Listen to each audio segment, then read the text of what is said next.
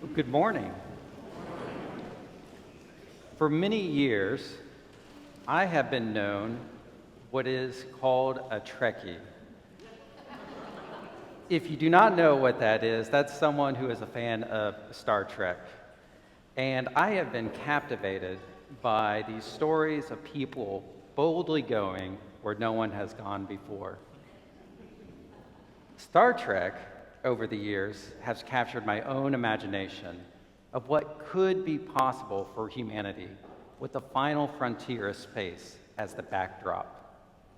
Although Star Trek imagines what could be possible many years in the future, the shows have always been a way to examine our contemporary life and issues in our own day. Through the narrative context of exploring the final frontier of space, those issues are explored. And so what Star Trek and all the shows and movies, characters and all that have meant for me is that I have been able to have a new understanding of people's experiences different than my own and imagine a different way of living for the benefit of all persons. It's through these creative imaginings of what could be possible, it's to help promote the mutual flourishing of all in our own day and in our own time. And what Star Trek is hopeful for is that these new understandings for each other and our mutual flourishing can be realized in our own time. In the scriptures, so I've been in the future, and I'm going to go into the past here. The scriptures also operate in a similar way. They also at times will creatively imagine what could be possible for the life of the community together. In today's passage from Isaiah, there's a similar dynamic taking place between God and the kingdom of Judah.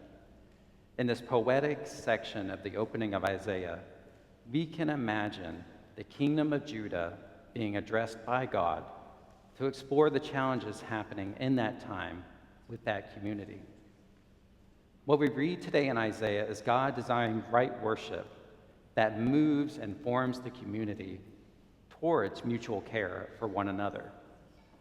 The issue at the time is that the community in Judah, they were missing the mark. They weren't always caring for each other like they should, and they were also missing the mark in caring for the vulnerable in their own day. And Isaiah names the vulnerable in that time as the oppressed, the orphan, the widow.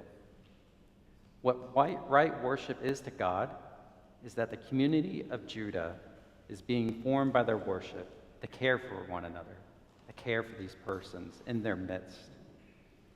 And so that is what's important.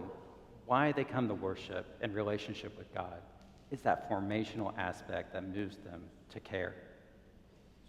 And so on the flip side of this, there's hope in this passage as well for Judah. The hope is that they are open to the formational nature of their worship and relationship with God. Judah's worship practices are done in relationship with this God. And Judah is then formed to care for those that God cares about. By caring for the vulnerable, Judah's worship practices are done with the right intention. And that is what God desires for Judah. And for us in our own community and our context in this day, if we are open to it, a passage such as this from Isaiah can help us to orient toward to what is the fruit of our worship practices today. We are also in relationship with God, and we reconnect with the source of all, which is God and our worship, each time we come together. It's from this relationship with God through our worship that we are formed to care for those who God cares about. We too are to care for the vulnerable in our own day. We too are to work towards justice and also for our mutual flourishing. And this is just as it was in Isaiah's time. So what could this look like in our own day?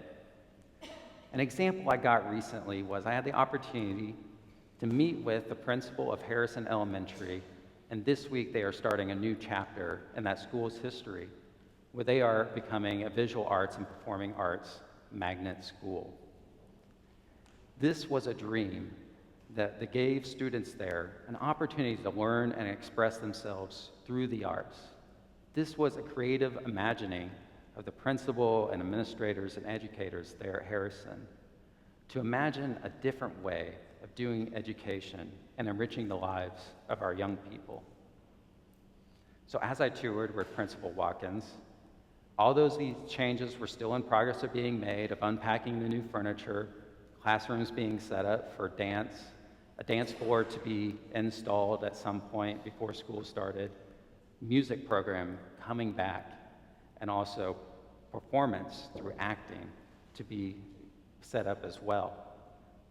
With her descriptions of the vision, the imagining, I could imagine students coming back this week to school after the summer break and engaging in those spaces through music, dance, and acting.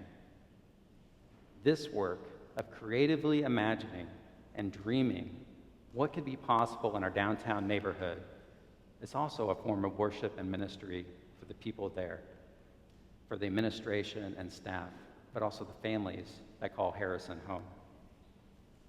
And today, we will commission our Harrison mentors who have been formed here by our worship, and they will join in with caring for students in our neighborhood by mentoring them in their learning and their pursuits of expressing themselves in new ways at Harrison this school year. So seeing our worship as formational, for us to live our lives of faith, it can help us to care for those in our own time and community. It's being formed by texts like Isaiah, being formed by our worship here in community, that we learn to care and for whom to care. So how might Isaiah continue to help us to see how our spiritual practice can form and lead us towards care for our neighbors?